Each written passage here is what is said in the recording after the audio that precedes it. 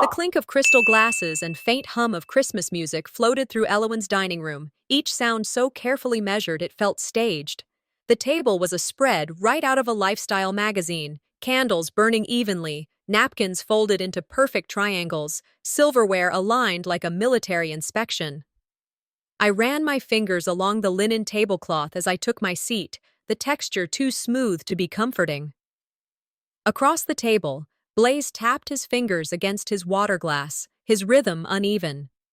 Astria leaned in close to Elowen, whispering something that made her smile, tight, rehearsed, like someone posing for a photo they didn't want to be in.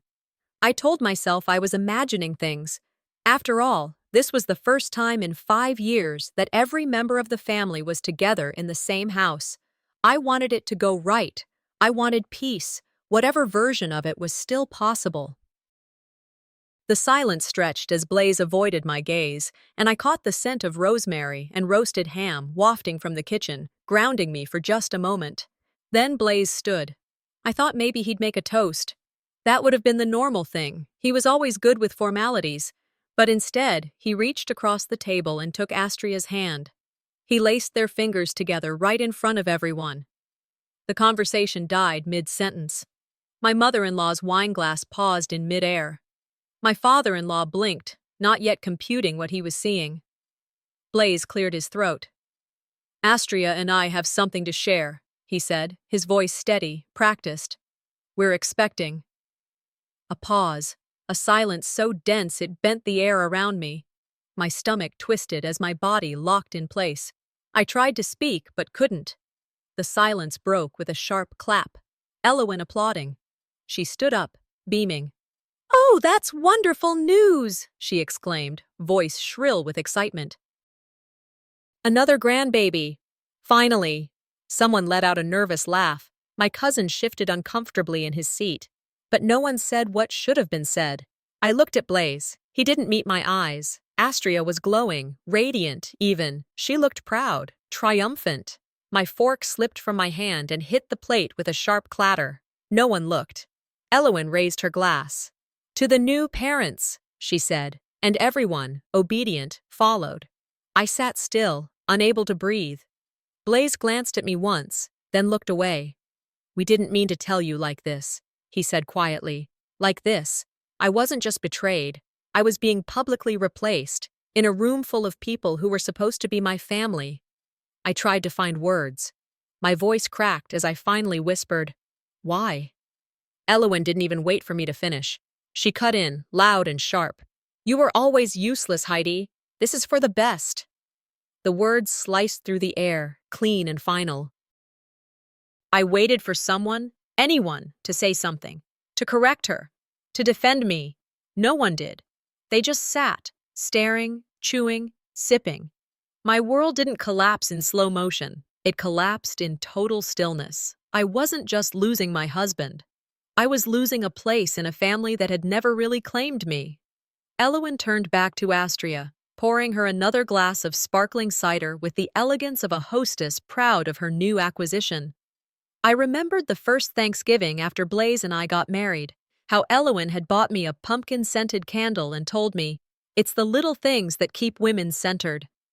I remember Blaze placing his hand on my back that day, gently guiding me into the dining room as if I was a guest in his house. How long had I been an outsider? I closed my eyes, remembering our wedding day. Elowen hadn't smiled once. Astria, though. She stood too close to Blaze in every photo. The signs were always there. I just didn't read them properly.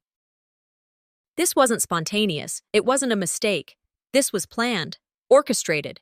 They hadn't just built a new life together. They'd choreographed an unveiling. I didn't cry. I didn't scream. I stood up slowly, as if rising from someone else's chair, and said, "Congratulations."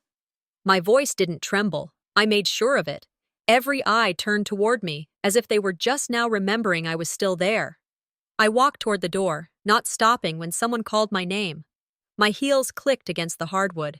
My coat was waiting on the hook like it knew I'd need it. Outside, the air was bitter and crisp, the kind of cold that burns your cheeks and clears your head.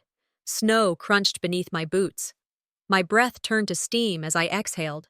My body moved, but I wasn't inside it. I turned around and looked at the house. Elowyn's house. The windows glowed with golden light, silhouettes laughing behind the curtains, warmth radiated out, but none of it was meant for me. They were never mine, I whispered. And I meant it. A buzz in my coat pocket pulled me back to the present. My phone. I considered ignoring it. I didn't want to hear another apology that wasn't an apology. But curiosity, or something like it, won. The message had no name, just anonymous. One image, I tapped it open, a sonogram, black and white, clearly labeled with Astria's name. And the date? 3 weeks ago. Blaze and I were still sharing a bed 3 weeks ago. My hands trembled, but I didn't drop the phone. I didn't gasp. I didn't scream. At the bottom of the photo, typed in a small caption, it said, "You were the last to know. The cold wasn't letting up." As I walked the long stretch from Elowyn's house to my car parked 3 blocks away, every breath I took came out in sharp clouds that stung my throat. Snowflakes clung to the loose strands of my hair, melting as soon as they touched my skin. My fingers were numb, but I kept them outside my pockets. The pain made it easier to stay focused, on each step, on not turning around, on resisting the sick impulse to go back and demand answers I already knew would be avoided. My phone buzzed in my coat. I ignored it. Silence, for years, had been my way of keeping the peace. But standing at that dinner table, hearing the clinking of glasses in celebration of my husband and my sister's child, I understood something I hadn't before. Silence doesn't protect peace. It protects the lie. When people remove you quietly, without words, without confrontation, you start wondering if you were ever really there in the first place, or if you'd always been part of a story written for someone else. The next morning, a group text from Elowyn lit up my screen. The subject line read, "Family Memories, Christmas 2024. I hesitated, then opened it. Attached was a single image. It was the dining room last night. Blaze, Astria, Elowyn, and 3 cousins sat smiling like a Norman Rockwell painting come to life. The lighting was perfect. Everyone's face captured mid-laughter, eyes sparkling, everyone but mine. Because I wasn't in it. I stared harder, thinking I'd just been blocked by someone's shoulder or caught mid-blink and cropped out for aesthetics. But no, there was no sign I'd been there at all. The chair I'd sat in was occupied by an extra centerpiece, as though I'd never existed. I texted Elowyn, "You edited me out." Her reply was swift. "It wasn't intentional." The framing just worked better that way. Better for who? I screenshotted the photo and sent it to Callista, the only friend I'd kept in contact with since college. Within seconds, she responded, "That's not a mistake. That's a message." I stared at those words for a long while before responding. I wasn't just left out of the moment. I was removed from the record. Later that evening, I scrolled through my digital gallery, watching moments reconfigure themselves in hindsight. In every family photo, Astria seemed to dominate the frame. My own birthday from last year, no posts, not even a text from Elowyn. The baby shower brunch last summer, I wasn't invited, though I remember overhearing Astria talk about it on the phone. The signs weren't subtle. I had just chosen to miss them. That night, I read a quote while flipping through an old notebook. "The worst form of violence is silence." Dr. King was right. Violence isn't always loud. Sometimes it's the absence of a voice, a name, a place at the table. Exactly 1 week later, I received another group email. This time, it was an invitation, or rather, a declaration. Subject line, "Mom's birthday celebration, RSVP by Friday." I clicked to see the recipients. Blaze, Astria, all the cousins, even a few old family friends and exes from past Thanksgivings were on it. My name was nowhere on the list. I read through the email twice, then again. Maybe they assumed I wouldn't want to come. Maybe they didn't want drama. Maybe, no. The truth was simpler. They didn't forget. They excluded me. I walked into the kitchen and placed the phone on the counter, stared at it, then picked it back up and called Blaze. He answered on the 3rd ring. "Hi," he said cautiously. "Elowyn's throwing a birthday party." Silence. "And I'm not invited," I added. I I think she assumed you wouldn't want to come after everything. I let the silence hang long enough to let the weight of his words settle. Am I even part of this family anymore? He sighed. You know how my mother is. She doesn't want tension. No, I cut in. She doesn't want me. He didn't argue. He didn't need to. That night, I went into my home office and forwarded every piece of mail to my work address. Then I opened a blank document on my laptop and titled it, Erasure.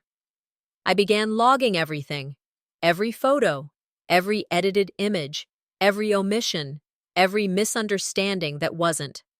I began tagging them with dates, times, screenshots. This wasn't just for me anymore.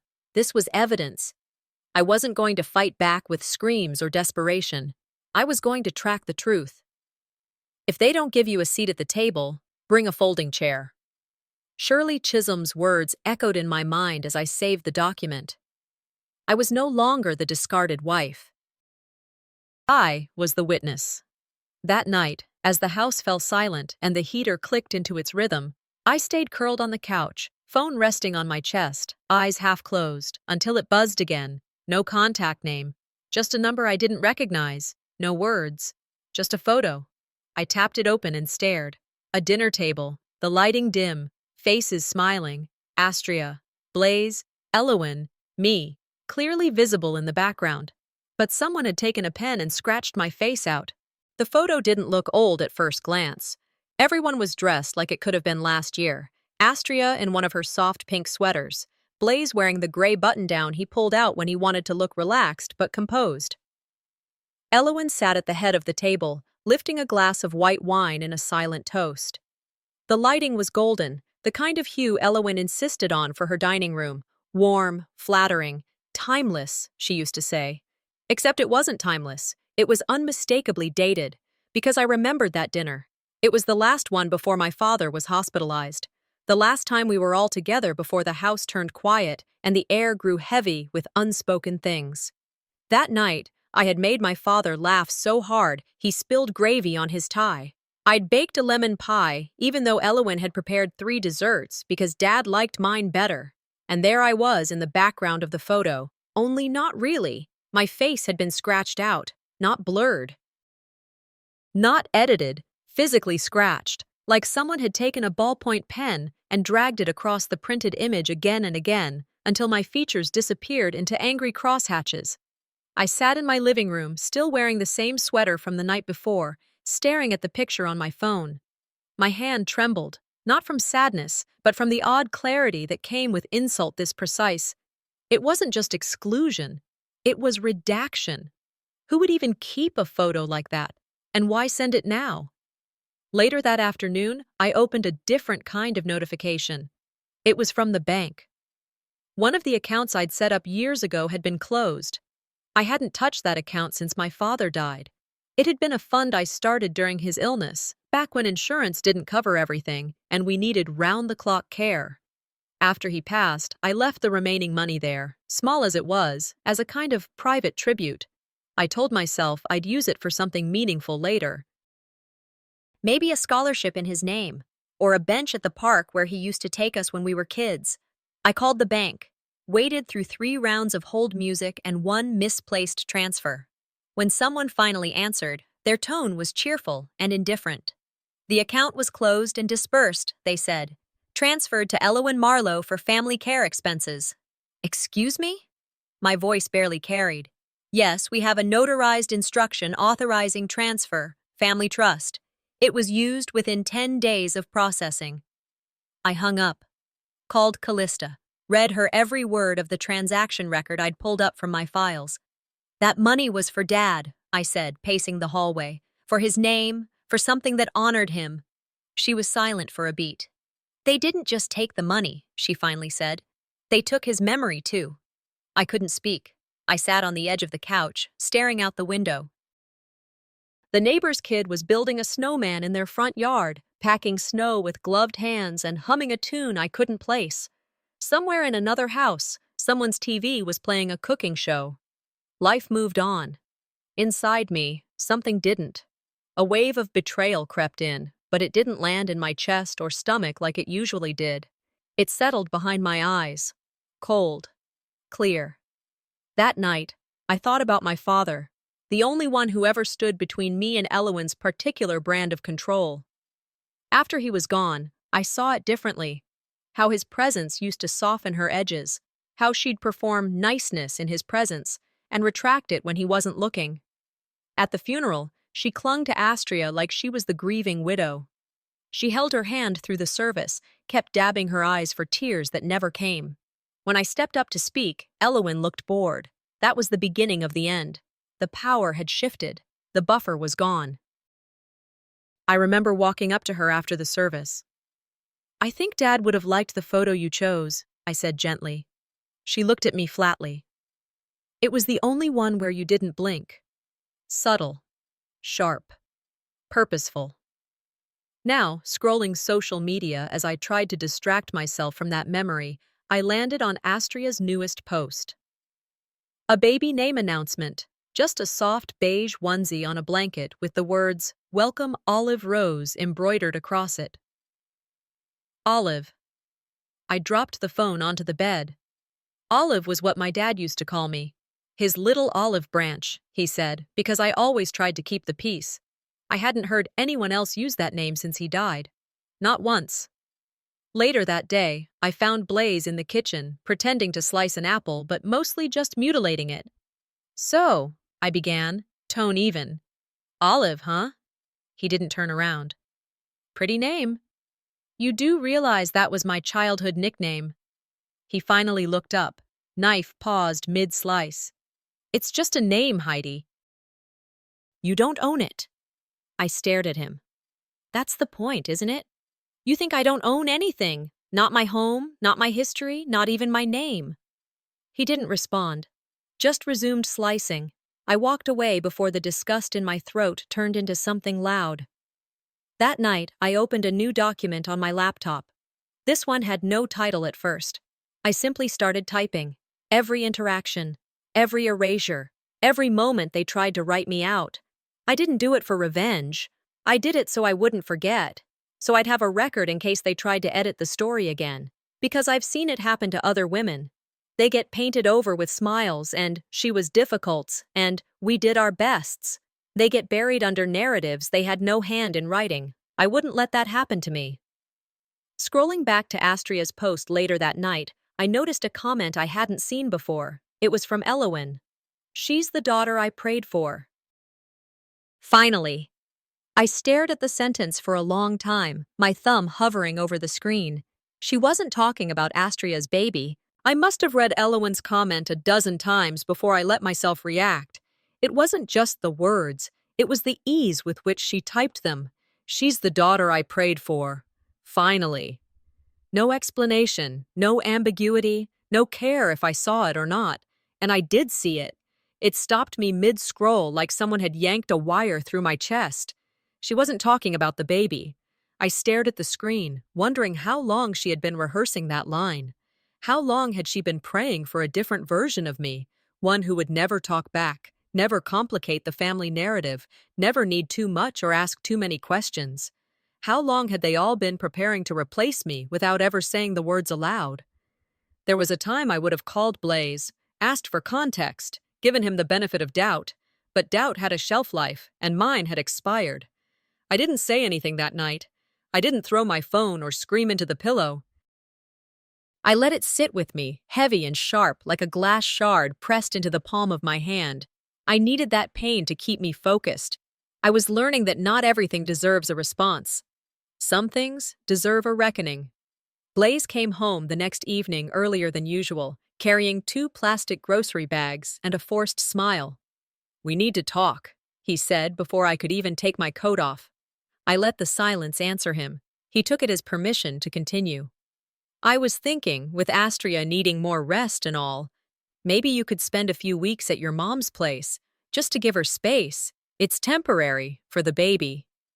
There it was. The words didn't surprise me. It was the rehearsed calm in his tone that did, like this wasn't his first run-through.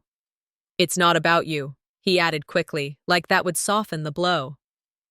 I tilted my head. If it's not about me, why am I the one being asked to leave? He blinked, then shifted his weight from one foot to the other. It's easier for the family this way. I nodded slowly. Of course.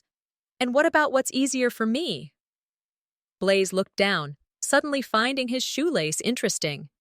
I didn't mean it like that. I stepped closer, voice low but sharp. You want me gone, Blaze? Just say it. He flinched, just slightly. You never make anything easy. That did it. My face didn't change, but inside, something finalized itself. A door closed. I watched him fumble for something to say, and when none came, he grabbed his keys and left. It wasn't about rest. It wasn't about pregnancy. It was about control, and I wasn't playing along anymore. 2 days passed without another word from him.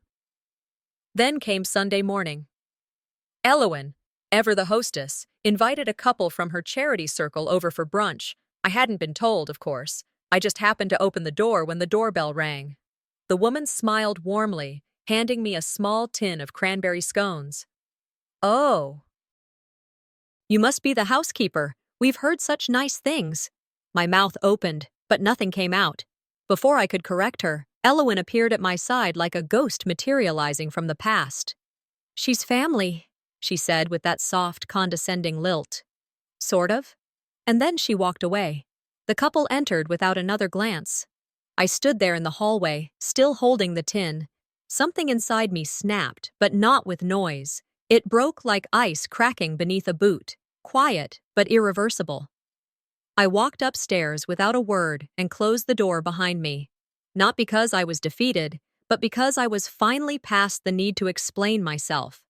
It wasn't what they said, it was what they didn't correct, what they let linger in the air as if it were harmless. Tyranny doesn't always wear a crown. Sometimes it wears a smile and passes the butter. That night, I didn't eat dinner. I didn't pretend. I waited until the house was quiet, then knocked on Elowen's door. She looked up from her reading glasses, clearly surprised. Yes? If you're going to erase me, I said calmly, have the courage to do it without hiding behind the baby. She blinked. I don't know what you mean, dear. I stepped inside. I mean, if I'm sort of family, maybe it's time I become absolutely not. Her mouth opened, then closed. She didn't argue. She didn't apologize. She just looked at me like I'd spoken in another language. And for once, I didn't feel the urge to translate. I turned and left. Back in my room, I sat at the edge of the bed. The air felt colder than usual, like the walls had been watching. I was halfway through pulling off my sweater when I noticed something on my pillow. A plain white envelope. Inside was a single piece of paper, neatly typed. You may want to start looking for another place. Consider this a kindness. There was no signature. There didn't need to be. I placed the anonymous note next to my wedding photo on the dresser. Both stared back at me in silence. The words, you may want to start looking for another place. Consider this a kindness. Rested beneath the frozen smiles of Blaze and me on our wedding day. I remembered that moment, how I had leaned slightly toward him, how tightly his hand gripped mine. Now I looked at it and saw something else, a performance, a still shot from a script that was never mine.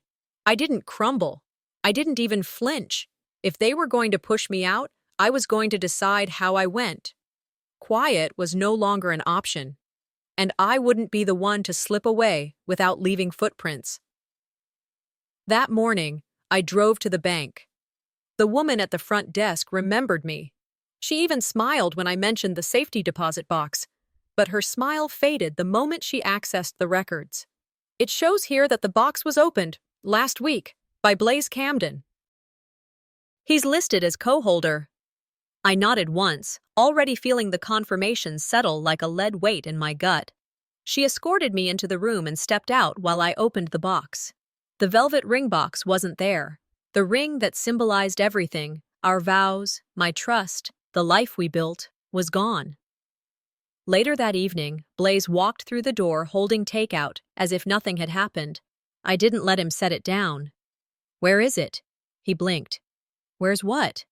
My wedding ring. He paused, then said flatly, "It was just sitting there. The baby needs a nursery, Heidi." I stared at him, unblinking. "So you sold my ring?" He shrugged. "You weren't wearing it anyway." My voice rose without warning.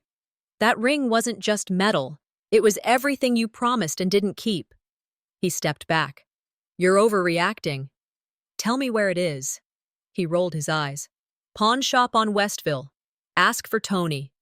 I grabbed my coat, slammed the door behind me, and didn't look back. I didn't go to the pawn shop. I didn't want the ring back. Instead, I parked at the lake, let the car idle, and clutched the empty velvet box in my hands. The softness felt like a mockery.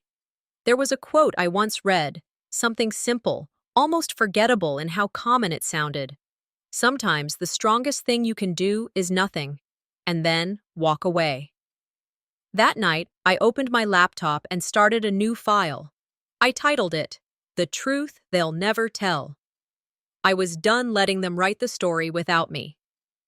The next day brought a message I didn't expect. It was from Amber, a girl I barely remembered from high school, one of Astria's old classmates. The subject line read, "Thought you should know." Inside was a long message. No frills, no emojis, no unnecessary apologies. "Astria always wanted your life, the job, the apartment, even Blaze. She used to say it wasn't fair you got everything. I didn't want to believe her, but I've seen the posts. I figured you should know." My stomach twisted, not from shock, but from recognition. Pieces that never quite fit before suddenly clicked into place. I remembered college, Astria visiting me and asking to borrow my clothes just for fun.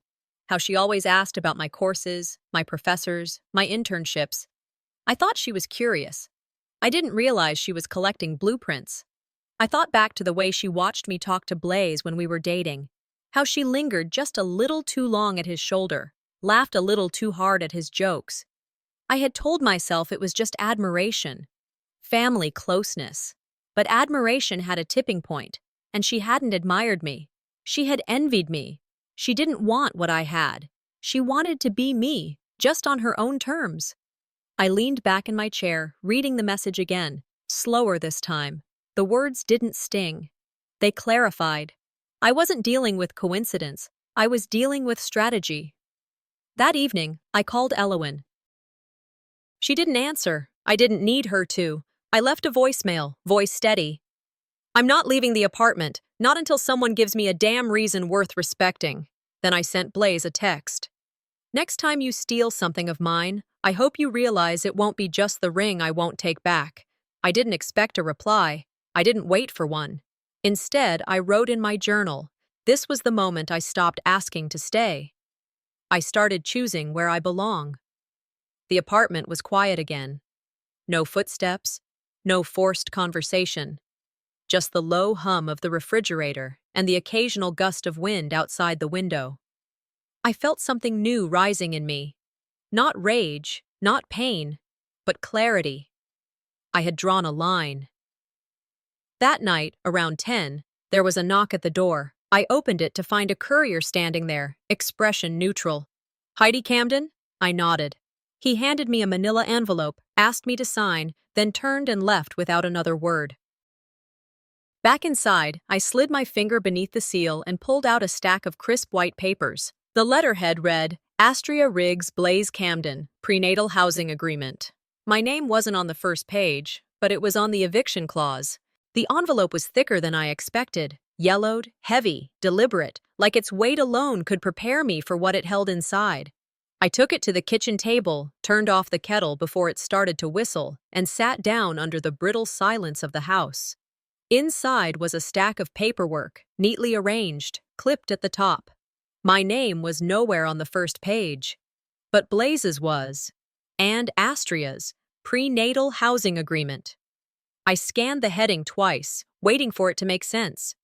The date on the contract was 3 weeks before Christmas, before the dinner, before the announcement, before any of this had exploded in front of me. The clause that held my breath still was halfway down the page. Exclusive use of the residence at 2411 W. Hawthorne Lane shall be granted to Miss Astria Riggs during the course of her pregnancy, in the interest of physical and emotional health of the unborn child, with the agreement and signature of Mr. Blaze Camden. My hands didn't shake.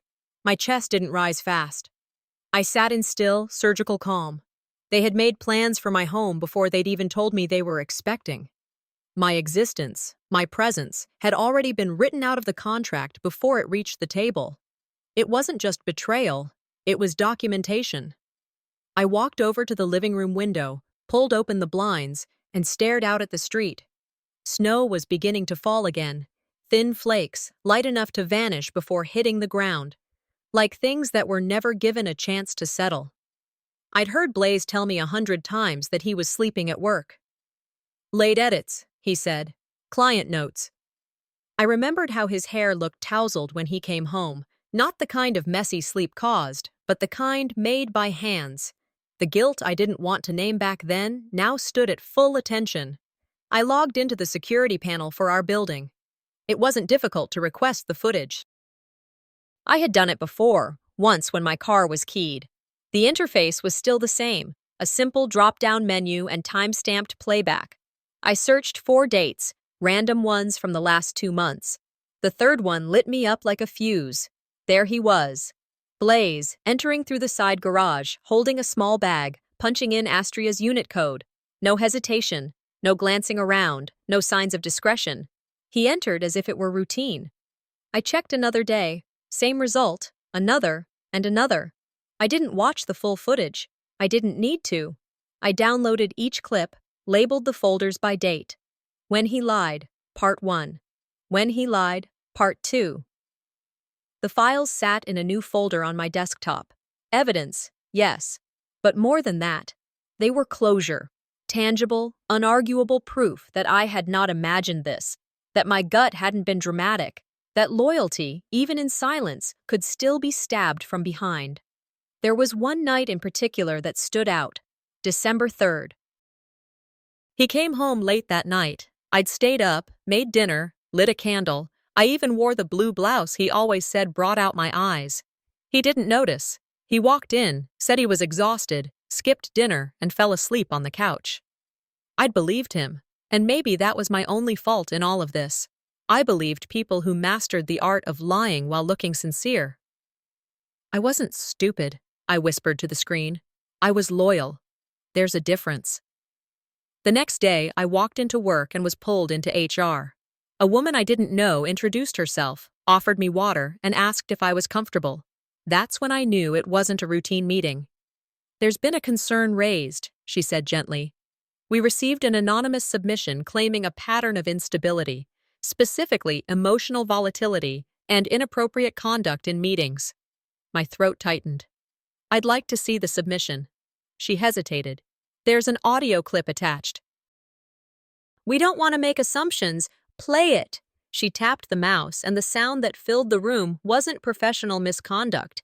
It wasn't a meeting recording. It was me. Sobbing, screaming, begging. The pitch in my voice wasn't confusion. It was pain. It was the day I lost the baby, 2 years ago. I had miscarried in our bathroom. Blaze had called 911, and in the chaos, somewhere in that storm, he, or Astria, had hit record, and now, here it was, used as evidence that I was unfit for work. Weaponized grief. I didn't cry. I stood, thanked the woman for her time, and walked out. No one in the hallway looked up. The same coworkers who had complimented my work ethic now kept their heads down. Back in my car, I sat behind the wheel, hands gripping the steering column. I replayed the audio, not to hurt myself, but to listen. I noted the pauses, the breaths, the volume. This wasn't a meltdown. This was the sound of a woman bleeding in her home, realizing life was leaving her body, and no one was coming. They don't just want me gone, I said to the empty car. They want the world to think it was my fault. When I got home, I didn't turn on the lights. I sat at my desk, opened a blank document, and typed, "Erasure's evidence." This time, I wouldn't wait to be erased. That night, just before midnight, there was a knock. Soft. Precise. I opened the door. No one. But on the welcome mat lay a flash drive. On it, a label. Listen before you fight back. I plugged the flash drive into my laptop, the chill from the hallway still clinging to my fingers. The living room was silent, save for the faint hum of the heater kicking on and the mechanical click as the drive connected. The file list was simple. One audio file, no name, no folder, just a title, January Planning.mp3. I hit play. Elowen's voice came first, clipped and low. If we're going to transition public-facing responsibilities, we need someone more reliable. Blaze replied, barely audible. Astria's stepping in. She photographs well. People like her. Then Elowen again, clearer now. Heidi's too unpredictable. Her silence is good, but not guaranteed. She can't be the face of anything we're building. We need a cleaner profile. I stopped the recording. My thumb hovered over the trackpad, but I didn't press anything. My mind reeled. They weren't just cutting me out of family dinners, they were erasing me professionally too. Discrediting my ability to work, to lead, to be seen. They were rewriting me out of my own resume. They weren't just pushing me out of their lives, they were pulling me out of the story. That realization didn't hit me like a punch. It came quieter, like a blade sliding beneath skin, unannounced but irrevocable. Later that day, I called Natalie. She and I had worked together years ago. She'd promised to help me relaunch my nonprofit campaign. She knew the narrative I wanted to tell: resilience, reinvention, community. Natalie, I said, I'd like to move forward on the campaign. I finally have time, and the story is, let's just say, timely. The pause on her end was too long. I can't, Heidi. I frowned. What do you mean? She exhaled. Your name's been flagged on some internal lists. There's concern about instability. Nothing formal, just optics. Our board's uncomfortable. Optics? I repeated. She softened her voice. You know how this industry is. One false narrative and clients get jumpy. It's not personal. The word struck hard. Not personal, I echoed. But you knew I'd been trying to get this back up and running for 6 months. I'm sorry. I really am, but I have a business to protect. That night, I did what I always do when I sense rot. I dug. Using some old contacts and more than a few favors, I traced the threads. Elowen's family trust had silent equity in Natalie's firm. Astria had recently spoken at one of their leadership brunches, touting resilient motherhood and entrepreneurial compassion. Buried in the archived emails Natalie thought were private, one line stood out. Please avoid tying current campaigns to Heidi J. Too many unresolved optics. It wasn't just betrayal, it was silent consent, the kind that feels clean and businesslike but leaves you bleeding. I forwarded the emails to myself, labeled the folder, Former Friends. Someone once said, some people aren't loyal to you. They're loyal to their need of you. Once that changes, so does their loyalty. I didn't expect Natalie to risk her job, but I expected her to warn me. I'd barely slept when a different blow arrived, a letter from Horizon Medical Billing. I recognized the name. They handled outpatient services for a nearby OB/GYN practice. The envelope felt harmless. White, standard. The charges listed inside were not ultrasounds, prenatal vitamins, office consultations, everything tied to one policy, mine, my health insurance. I called the clinic, posing as my own assistant, claimed I needed clarification for tax documentation. After a brief hold, a nurse picked up. Oh yes, Ms. Riggs, we have her listed under your family coverage. Said you were covering the baby for now. That it was a sisterly favor. I said thank you, hung up, and stood in my kitchen, hands trembling. Not from rage, but from the careful, precise violation. They hadn't just stolen from me emotionally. They were charging me to support the life they built with my broken pieces. That afternoon, I drafted a legal letter. I sent copies to the clinic, the insurance provider, and Blaze. I revoked all permissions, demanded immediate correction of any file that listed my policy as supporting Astria Riggs or her unborn child. Then I wrote a short email to Natalie. Thanks for confirming where you stand. I'll stand elsewhere from now on. I didn't send threats, I sent receipts. You don't always need revenge, I wrote in my journal that night. Sometimes, you just need documentation. I remembered another quote, one I'd heard at a conference years ago. Being underestimated is the most powerful weapon, if you know how to use it. And they'd underestimated me entirely. That night, I sat with my journal and wrote for over an hour. I wasn't processing anymore. I was organizing. I wrote about how betrayal from a stranger wounds, but betrayal from blood lingers longer. It binds to your bones, changes your posture, alters your rhythm.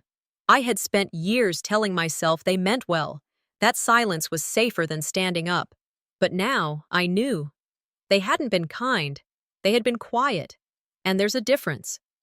Just before midnight, another email landed in my inbox.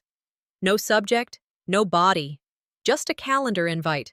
Family mediation meeting. Elowin's home, Sunday 4 p.m. No explanation. Just time, date, location, and one title in bold. Clarifying boundaries. I arrived at Elowin's house 10 minutes early, not because I wanted to be punctual, but because I wanted them to know I was prepared. When people try to erase you, there's something satisfying about walking in first, before the script starts, before they can control the narrative. The house looked the same as it always did, perfectly trimmed hedges, a wreath too large for the door, and the scent of cinnamon and civility wafting from the entryway. Inside, the atmosphere was thick with artificial peace. Tea trays, sugar cubes, cookies arranged with surgical precision. A performance, just like every family meeting before this. Astria greeted me with a smile so soft it squeaked. Her hands fluttered like she didn't know what to do with them. "So glad you could make it," she said, as if we were old college roommates reuniting at a book club. I didn't respond. Blaze was already seated near the fireplace, staring into his lap like it held the answers to questions he hoped wouldn't be asked. Elowin appeared last, as always, like a queen arriving late to her own court. She gestured toward the table with a warm, false smile. "Shall we begin?" I didn't sit. I pulled out the slim leather folder I'd brought and placed it on the table. Blaze looked up then. Astria blinked. Elowin's smile didn't waver, but the corner of her mouth tightened. Elowin launched into her script. "This meeting is about moving forward with grace. There's been tension, and I think we can all agree that healing starts with understanding." I opened the folder. "I'm sure you've all had time to consider your roles," she continued, "but what matters is how we choose to support each other from this point on." "Elowin," I said flatly, "this isn't a eulogy, and I'm not here to heal. I'm here to clarify." I laid the first document on the table, my prenuptial agreement with Blaze, his signature in blue ink, dated, notarized, witnessed, and then I placed the still frames, images from the building's security footage, right next to it. Astria paled, Blaze stiffened, Elowin raised an eyebrow. "This isn't a courtroom." "No," I replied calmly, "but what's true in court is still true in families." I pointed to the clause halfway down the page. In case of proven infidelity, the violated party retains all shared property and residence rights. Then I slid the time-stamped images across the table. Blaze entering Astria's apartment at 1:13 a.m., 2:06 a.m., 3:24 a.m., over several nights spanning the last month. "I don't need to interpret these," I added. "They speak." The silence that followed wasn't peaceful, it was acidic. Thick with everything they didn't expect me to say. Elowin, for once, didn't speak. Her hand rested on the edge of the table, thumb tapping. Blaze opened his mouth. It wasn't. I turned to him. "Don't finish that sentence. Not unless you're ready to be recorded, too." Astria looked down. Her hands were clenched in her lap. I pulled out one last sheet, an official eviction notice. "You have 2 weeks to vacate the apartment. Both of you." "You can't be serious," Blaze said. "I'm very serious. And very done." Elowin finally spoke, voice cold. "You're being vindictive." I looked her in the eye. "I didn't burn down the house. I just flipped the locks." I gathered my folder, tucked everything back in neatly, and stood. They watched me leave like they always did, quietly. Not one apology, not one protest. On the drive home, I let the tension slide from my shoulders, inch by inch. For the first time in months, maybe years, I felt like I was breathing air that hadn't passed through their mouths first. At a stoplight, I opened my phone and scrolled through notifications. One stood out. A new post from Astria. I tapped it. It was a photo of her and Blaze, arms wrapped around each other, standing in front of my building. The caption read, "From her house to our home." The next chapter begins. I let out a single laugh, sharp and humorless. The audacity didn't surprise me anymore. It almost comforted me, like the last puzzle piece sliding into place. I took a screenshot. They had just made my case easier. Later that evening, Blay returned to the apartment. He didn't call first. He used his key, but I'd changed the locks. He knocked, firm, impatient. I opened the door just enough to meet his eyes. "You can't just throw us out," he said. I tilted my head. "You already did. I'm just formalizing it." And I closed the door. Slow. Final. No drama. The next morning, I poured myself coffee, opened my laptop, and read the first headline. "The Sister, the Scandal, and the Apartment That Changed Everything." I stared at the headline on my phone, blinking slowly. "The Sister, the Scandal, and the Apartment That Changed Everything." It was splashed across a local gossip blog, right under a filtered photo of Astria beaming beside Blaze, her hand cradling her stomach like a carefully placed prop. The story painted her as a misunderstood woman, forced to find peace in the wake of family conflict. It used words like brave, resilient, and new beginnings. They called the apartment her sanctuary, and me, the estranged sister-in-law. I hadn't said a word to the press. I hadn't given anyone anything. But silence, I was learning, creates a vacuum, and someone else is always willing to fill it. They built a narrative while I was busy building boundaries. The same afternoon, a message arrived from a number I didn't recognize. No text, just an image. It was a photo from Astria's baby shower, sent by someone who had clearly attended. She stood in the center of the room, spinning slightly, her hand on her belly, her mouth frozen mid-laugh, and she was wearing my wedding dress. Altered, yes, fitted to her new shape. Shortened, sleeves added, neckline adjusted, but unmistakably mine, the lace across the bodice, the small row of pearl buttons I'd chosen myself. It was the dress I'd carefully boxed and left at Elowin's home. It had been sealed in tissue paper, hidden, forgotten, or so I thought. The caption underneath read, "Symbolic of rebirth." I felt the bile rise before I could stop it. I called Callista, sent her the photo. "How long have they had that?" I asked, breath shaky. She was silent for a moment. Then, "It was moved out of Elowin's attic 2 weeks before the shower." Blaze signed for the storage pickup. "They didn't just take the man," I whispered. "They took the memory of the moment he was mine." That night, I pulled out the hospital folder. The one I hadn't opened in almost 2 years. It still smelled faintly sterile. It had my name printed in cold black letters on the front. Inside were the sonogram images I never posted. The chart notes. The discharge summary. I sat on the couch and ran my fingers across the paper. I had worn that dress 2 days before I miscarried. We had dinner at Elowin's. I felt discomfort building all evening, told Blaze something felt wrong. He said I was tired. Elowin rolled her eyes. "Don't be dramatic, dear," she had muttered as she poured wine for Astria. No one came to the hospital. No one called. When I came home after losing the baby, there was no soup, no flowers, no quiet check-in from Blaze's side of the family. They'd already decided not to care, and I had let them. It wasn't just the baby I lost. It was the illusion that I mattered. I let myself cry this time. Not a performance. Not a breakdown. Just a private acknowledgement of something that had been screaming inside me for years. The next morning, I wrote a letter. But not to them. I wrote it to myself. I titled it, "A Letter to the Me Who Stayed Too Long." "You were not weak," I began. "You were hopeful. You thought they'd remember the good. You thought love meant something they recognized. But you're not her anymore." Afterward, I packed away my wedding album. I placed the printed baby shower photo beside it. I sealed the box and marked it not with a label, but with a black Sharpie slash across the front. Not to forget, to close it. Callista helped me write a response to the blog. A quiet legal note about unauthorized image use, misrepresentation, and the potential for defamation. If they wanted a spectacle, I told her, they picked the wrong sister.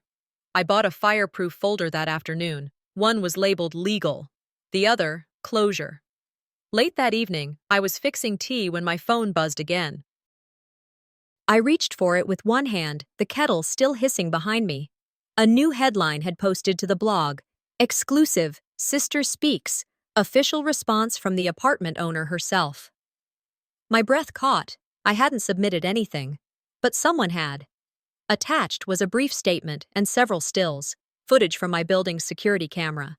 Blaze entering Astria's apartment, the timestamps, the motion-triggered clips, the dates that aligned perfectly with nights he said he was at work. My name was at the bottom of the statement, but the email didn't come from my account. Callista.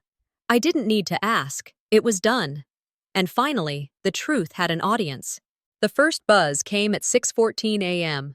I was still in bed, tangled in sheets I hadn't washed since Blaze moved out, debating whether I'd even get up that morning. I blinked at the screen, expecting a calendar alert or a spam call. Instead, it was a message from a former colleague. Did you publish this? Below it, a link. I tapped it. The headline was impossible to miss. The apartment was always hers. Legal documents exposed the truth behind the scandal. I sat up slowly, heart pounding, stomach sinking in the way it does when you don't know whether you've been helped or ambushed. My fingers scrolled, instinctively. The article was posted anonymously, credited only to a source close to the legal team. The first image was a screenshot of my prenuptial agreement, highlighted, annotated. In the event of infidelity, the clause read, all shared property and residence rights default to the non-offending spouse. My name was underlined, Blaze's signature circled in red. And just beneath it, a witness signature, Elowin. The article went on to publish surveillance footage stills, date-stamped, time-coded, of Blaze entering Astria's apartment on nights he claimed to be at the office. They showed him walking in with groceries, leaving with his tie undone. Familiar, the comments section had turned overnight. People who once praised Astria's resilience were now asking how she felt moving into a home funded by her sister's betrayal. Some accused her of calculated manipulation. Others simply reposted the clause. The apartment was always hers. My phone buzzed again. Blaze? I didn't answer. He tried again. Then again. The third time, I powered off my phone. At 9:02, a public statement appeared from Elowin's official foundation page. It read, "This is a private matter for our family, being handled with grace. We ask for understanding during this time." Grace. That was the word she always used when she wanted others to forget what they saw.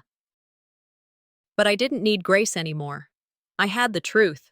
And the truth doesn't always need a voice. Sometimes it just needs documents. By noon, my inbox was flooded. Emails from old friends. Messages from women I hadn't spoken to since college. One read, "Thank you for saying what so many of us couldn't." Another, "This made me feel sane again." It wasn't about revenge anymore. It was about validation. Natalie sent a formal apology email. Her tone was professional, almost sterile. "We've removed Astria's name from our donor wall effective immediately. Our team regrets any previous affiliations that caused harm to your reputation, wishing you clarity and healing. No mention of our friendship, no ownership of what she allowed. But still, acknowledgement. Blaze was photographed leaving a law firm that afternoon." The headline read, "Camden caught off guard. Prenup clause upends living arrangement." A friend texted me the photo. He looked tired, smaller than I remembered. Later that evening, while scrolling through archived media coverage of Astria's rise, I came across a feature article from 3 years ago. A glowing biography, interviews, curated childhood memories, even old photos. Except something was different now. I'd read that article before, back when it was first published. My name had been in it. Her older sister, Heidi, now a nonprofit strategist, inspired Astria's early interest in social issues. But now? Now, it read, Astria Riggs rose from a difficult upbringing to build her own path, overcoming early challenges in a fractured household. There was no mention of me. They hadn't just erased me from the apartment. They'd rewritten the family tree. She didn't want to be me. She wanted to replace me in the archives. I sat with that realization for a long time. Then I smiled. Let her have the fiction. I have the documents. The next morning, I filed a cease and desist order through Callista's office. Image use, name defamation, public misrepresentation. I knew I wouldn't win every battle, but I didn't need to. I just needed the line on record. This isn't revenge, I told Callista over coffee. This is restoration. I was beginning to understand the difference. At 5:42 p.m., a new voicemail came through. No caller ID, but the voice was unmistakable. Elowin. If you still care about this family, she began, you'll come by Sunday, before more is destroyed. Her tone was different this time. Less like a matriarch, more like someone losing control of the narrative. I played Elowin's voicemail twice. The first time to hear her words, the second time to hear what she didn't say. If you still care about this family, you'll come by Sunday, before more is destroyed. Her voice was thinner than usual, stripped of the imperious edge she always carried like a second skin. It sounded tired, maybe not from guilt, but from the effort of maintaining appearances under pressure. That line, though, before more is destroyed, was the kind of half-blame, half-begging that people like her used when they felt the scaffolding was slipping, but didn't want to admit they'd built it crooked. They spoke of destruction like it hadn't already happened. I sat on the edge of my bed, holding the phone loosely in one hand, wondering what exactly they expected me to salvage. Did they think this was a movie scene where a teary reunion at a dining room table could undo a public campaign of erasure? Did they imagine I still wanted to be part of a family that wrote me out, then gaslit me into thinking I left on my own? No. They built a shrine to a version of family I didn't fit inside, and I wasn't going to worship there anymore. Sunday came like any other. Cold, bright. The sun outside made everything appear warmer than it was. I put on a black turtleneck, jeans, and my heaviest boots. Nothing dramatic, just armor made of fabric. When I pulled up to Elowin's house, I was hit with a strange nostalgia. The front garden was still too perfect, the porch lights still on at midday. The wreath was new, something floral and off-season. A distraction. I rang the bell. Blaze answered. He looked smaller than I remembered, like a man caught between what he built and what he ruined. His eyes flicked to the folder in my hand, and he stepped aside.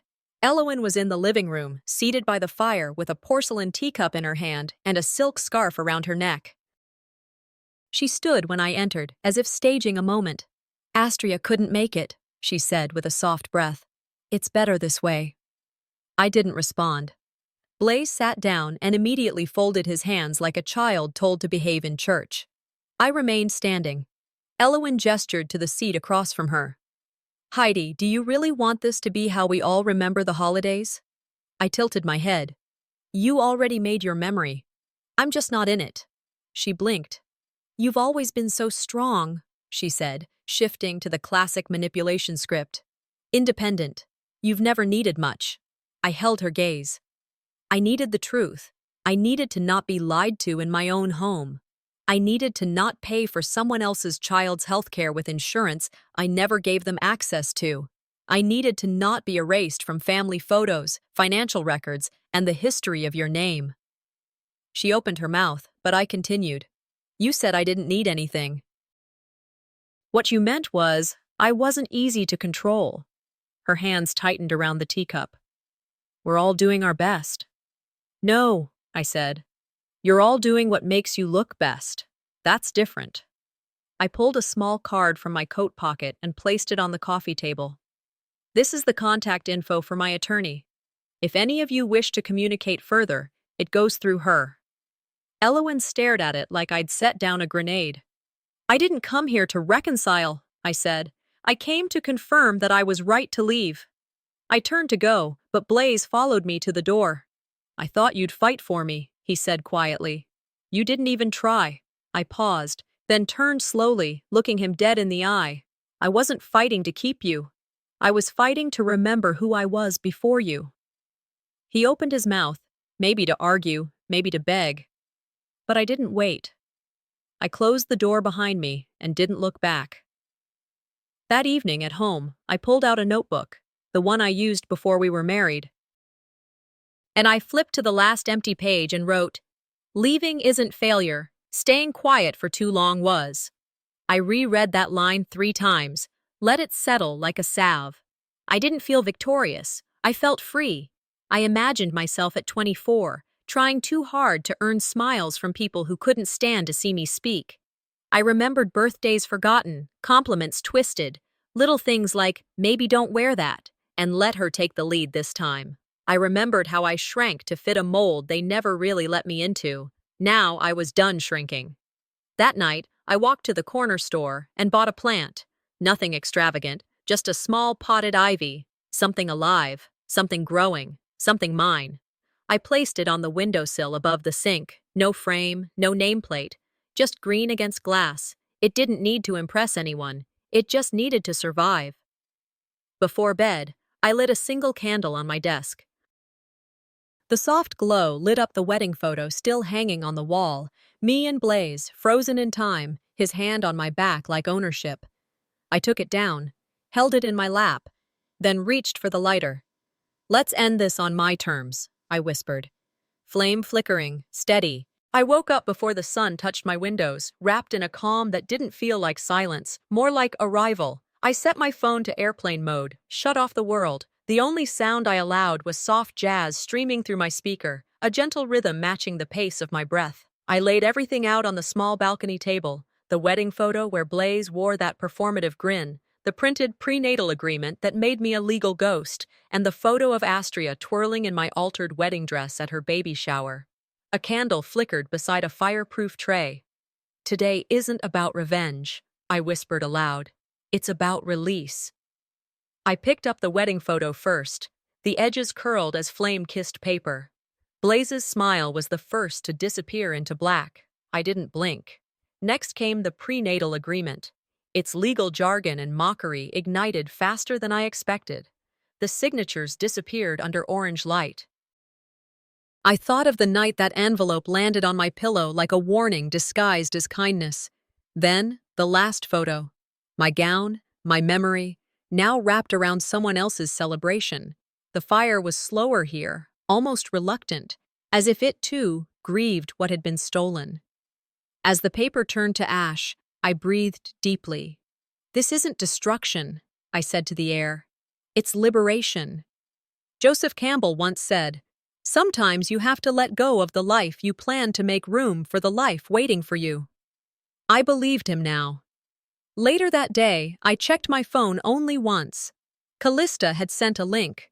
Astria had posted a clarifying video, her voice shaky, pacing between sentences, trying to thread lies into a quilt of sympathy. She called herself misunderstood, just a sister looking for belonging. But the comments said otherwise. You lied? So you're the sister who stole her house? This doesn't look like healing. The narrative had turned. I didn't need to raise my voice. The echo does that for me, I muttered. I turned off the screen and got back to packing. By the end of the week, I had signed the lease to a quiet apartment in a small town just outside the city.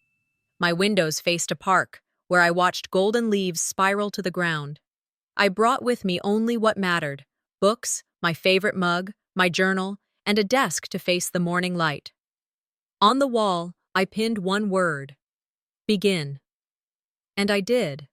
I started a blog, titled, "The Version They Couldn't Erase." A few days later, Callista came by for tea. She handed me a bag of cinnamon tea, and while steeping hers, said, "Did you hear?" Astria had been dropped from 2 philanthropic boards. Quietly. Politely. Like a stain scrubbed from a silk napkin. Elowin had gone radio silent with the press. Too much heat. And Blaze? He had been lined up for a job at a PR firm. It fell through. Too much noise, they said. I didn't ask for details. I just smiled. That weekend, I walked past my old apartment one last time. I didn't stop to stare. Just slipped a folded note in the mailbox. You thought I would break. I rebuilt. Back in my new home, I poured a glass of wine. I sat in the quiet, not as a victim, not even as a survivor. I was reborn. I opened my journal. This isn't a comeback. This is my origin story. The last ember from the morning's burn tray still glowed outside. It pulsed, orange and bold, before darkening into cold, and that was enough.